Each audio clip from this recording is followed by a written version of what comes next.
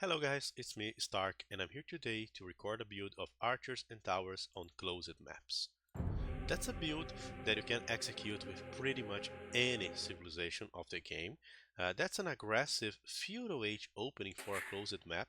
The idea here is to disrupt the regular flow of the game, which is usually a fast castle, force your opponent to be on a defensive stance, and of course, later you adapt and do whatever you feel. I honestly recommend this build if you are an aggressive player, if you do not like to stay booming so much and you want actually to play exploiting the map control.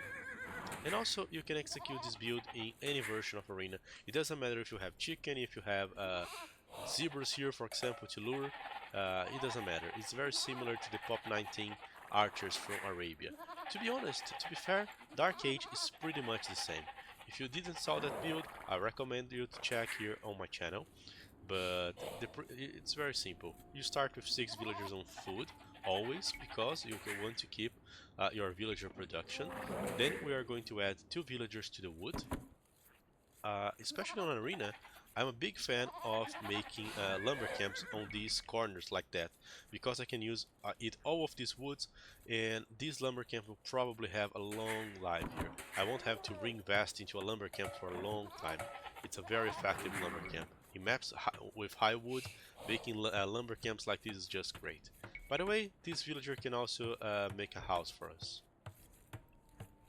Then we're just gonna keep sending villagers to the food.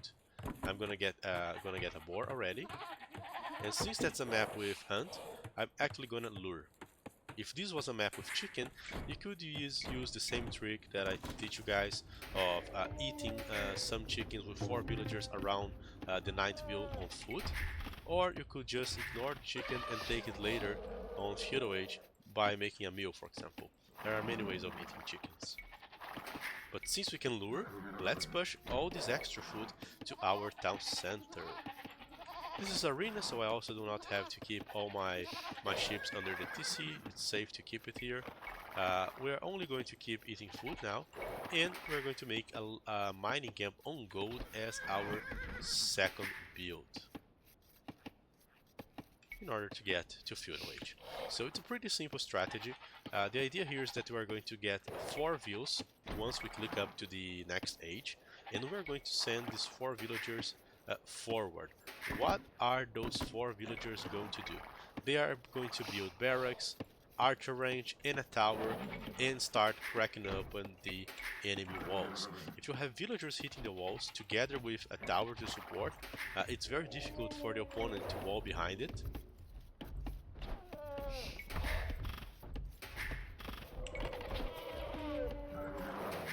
And you can actually keep refereeing. Oh, by the way, we already have the resources here for the mining camp, so let's do it.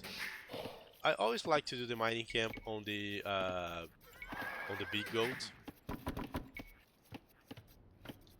I also recommend that. This is an aggressive strategy as well, so honestly, it doesn't matter much if you do. You don't have to worry if your gold is forward or not. Your opponent should be the one worried, because you are the one that's going to punish him for it. Oh, there we are. We just pushed all the zebras. You can execute, as I said, this strategy with any civ. But if you do that with a civilization that has a good monk tech tree for the later stages, I believe that it can be very powerful. By strong tech tree to the next stage, I mean having access to upgrades such as redemption, atonement, block printing for the Imperial Age. That's the kind of thing. Oh, by the way, let's make the transition here after we click up. We're going to send 5 more villagers to the wood. We want to have the total of 7 on wood. There we go. When we are like at 20 to 30%, we're just going to get 4 villagers from the TC, from the stagglers, and send forward. And we can keep 3 villagers here on the gold. A minimum of 4 on food, because we have a huge amount of food, and later we can send more views there to the food. We're not going to address more villagers here on the wood, guys. Oh, finding the opponent is also important on this map, huh? We want to punish his walls, and we need to find him. I'm already going to quill up some views. As you can see, we have plenty of economy here. I'm going to make a barracks and a house mid-map. With this amount of economy, we can pretty much afford anything, especially the wood up, which is something that we are skipping when you are playing like double range, and we are going to play like single range. You just need to spot a huge portion of your enemy's wall here. As soon as you enter in the next stage, I want you to start building an archer range. And the next thing that we're going to do here is to buy a tower closer to the enemy wall.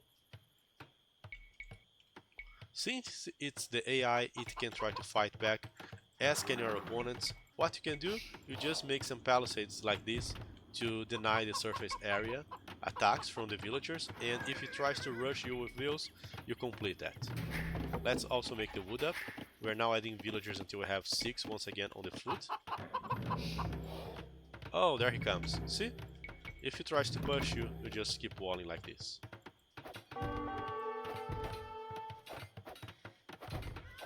I'm not even gonna bother. And start making houses at your home. And go for the stagglers once you have 6 villagers here.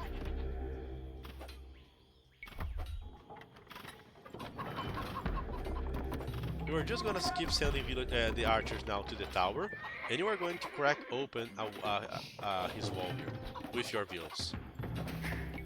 Villagers are great to crack open walls.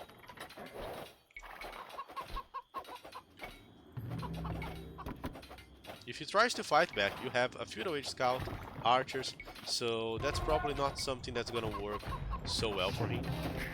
Don't forget to keep making houses here. Go for a mill. And a big thing about this build is the opponent might be trying to wall back. He might try to make like a wall here behind, you punish him with the tower. He might try to make a second layer of walls, and that's completely acceptable. That's actually something that we are expecting. We're expecting him to do some wall like this, so that once you crack open, he's not being able to do much, okay? That's completely acceptable. As soon as you feel like you are gonna go inside of him, just get 4 of your villagers and make a mining camp at home. We have enough villagers to keep the vill production, I'm not gonna worry. I'm just gonna start farming up around it. Sometimes, as I said, he might just try to make a wall behind, like that. So that, for example, we are breaking here, he's just gonna send vills, make a wall. It doesn't matter, you just crack open a new tile of wall. And you keep making archers. With those 3 on the gold, you can just keep making archer for a long time. Just make sure when you are at home that you remember to keep making houses eventually here, so you won't get housed. Now that we have like 4 villagers on stone, it means that we can keep making a lot of towers, and that's the idea. We want to force this guy. We want to go and rush his second layer of walls. We want to go forward, make another tower, and keep rushing. Of course, he's not going to be able to defend with vills, because we have archers, we have the scout, we have everything. He can try to defend with towers like he's doing here, and that's actually great for us. You just go for the fletching, and remember that you have archers. So this guy, in order to boost his tower, he'll be forced to keep adding let's annoy him a bit. He's gonna have to keep adding villagers inside of his tower, while us, well, we can just keep making archers to reinforce our tower. If it has no defense, we can just use vills to take down his tower. We are not gonna do this here, or else the game would end like so soon. We're just gonna keep making farms. We now have the fletching, and we can actually make more towers. So even if he tries to take out our tower, there's no big deal. We can just keep making towers at the range of his tower and punishing. This guy's gonna end killing up himself. By the way, we're still making archers. But if you feel at some point that archers are not giving you more value, like you don't have enough towers to fill with archers or anything, you can stop making them. But I rather recommend you to keep making the archers, like non-stop. By the way, at our home, what are we doing here? We are just making more farms, surrounding our TCO farms, and we are making houses here as a perimeter, like a second layer of wall, so that if he counterattacks, we have a second layer of wall to help our self-defending. He killed our tower, no problem, he's not booming. This is arena. This guy would probably want it to be booming, but he's not. And we are collecting like stone, so we can keep making towers. We can keep making towers. And that's insane. We can just keep this pressure like forever. One thing that's very common for enemies to do is to actually go for mangonels, like just try to wall and go for mangonels. Once you realize that your opponent is going for those mangoes, you can stop making your towers here, because the mangoes are gonna take them out.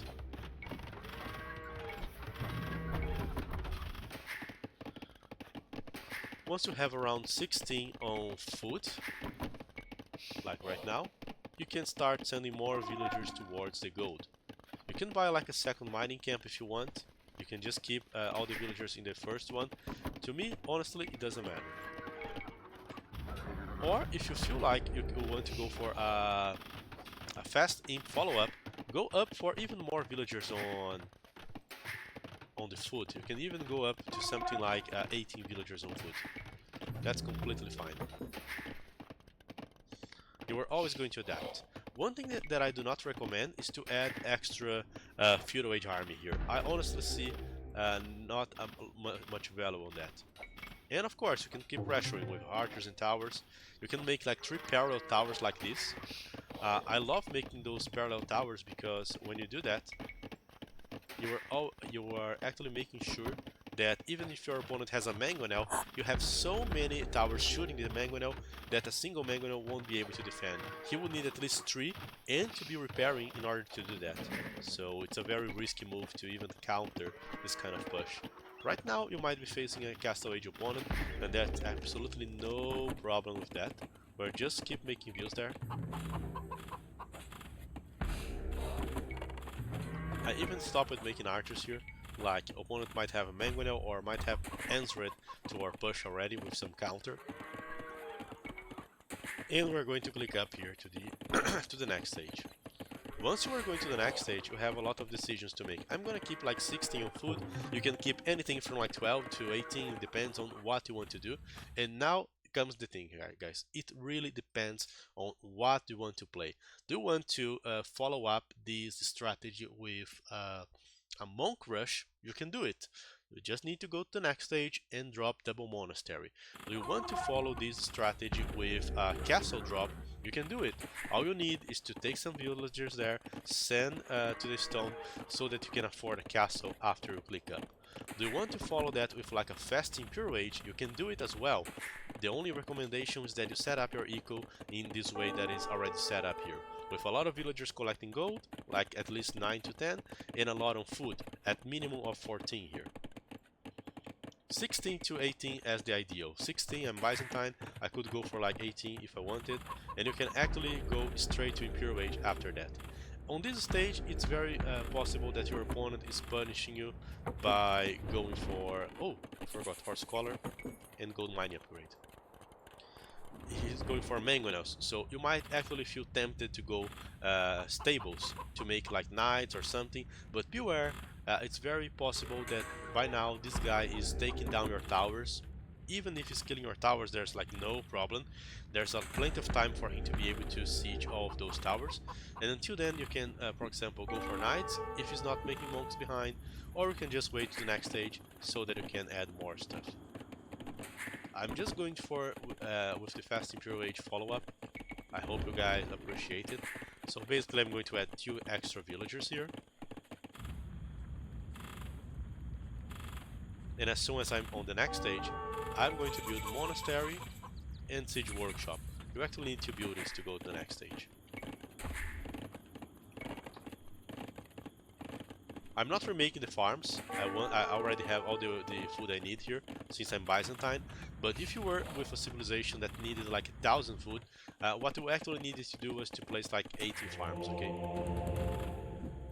And now we can start making monks, we can start making mangonels. The monks can get the relics, mangonels can help killing the enemy siege, and you can click up to the next stage. I think that the best unit that you can use on this scenario are the monks. Monks are probably my favorite. I already have like 16 here on wood. I don't think I will need more than that, okay? You can even start investing to like more monasteries, collecting the relics whenever you can. Making sure you have like you are controlling the map with mangonels, with monks.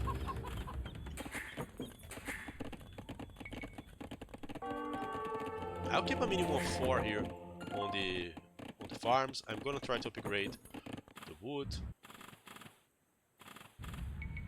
Gonna drop a castle as soon as possible to keep my push. You always wanted to be on an aggressive stance here. You always want to be here pressuring the enemy economy, denying him to get all the golds because you are in a forward position. If you have monks, you can already start and prepare yourself to fight with your best technologies. In my opinion, the best technologies and the must ones to have here on the monastery are redemption.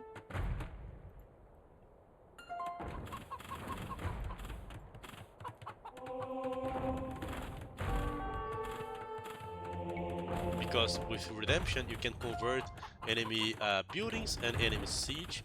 You can also get ready to make sensitivity so that your monks have extra HP, so they won't be easy targets for the enemy. And as soon as you are on Imperial Age, you can consider going for other stuff, such as... Oh. And this other stuff, and when I say other stuff, I'm thinking about going for block printing, illumination, all the other monk technologies. And now we can keep the push here. We have some archers that you still have from Feudal Age. You can upgrade those to crossbowmen, arbalest. It's very situational. It depends on each game. Opponents going for light cav, you can just keep adding like pikemen and fight close to the castle. And now we can start pushing with a fast Imperial Age follow-up. These guys are actually capable of converting enemy siege and enemy army from the distance, so you have a pretty powerful approach here. So monk is great. You don't need to go fast imp, you can actually go for monk rush, and only after you are monk rushing you can go for Imperial Age. It's completely fine, but I honestly like to do that. Regarding the macro, it's more like about, oh, I'm just gonna keep sending villagers to the gold now so that I can focus on the micro. And you push this guy, you force trap wars, you do whatever your Civ can do better. That's basically the idea, guys. Make a very aggressive game, do not allow this guy to get his resources, do not allow him to boom over the map, just keep pressuring from Feudal Age, and you are gonna be able to play with like 1TC. Right now, you can do whatever. You can start making more town centers, you can start making more archer rangers and send more villagers to the food, to play like skirmishers, to play like arbalest. I actually recommend gold intensive units, monks, arbalests, and siege. Why? Because you do not need a huge investment on farms. With a minimum invest here on the food, with all the farms that you did on Feudal Age, you can just keep those and they're just gonna give you enough food for the upgrades. And you are only keeping one to still working, so you can just keep sending villagers towards the gold, keep a few more on the wood, and you are just gonna be able to spend archers, monks, whatever. So that's the idea. Hope you enjoyed. That was the build.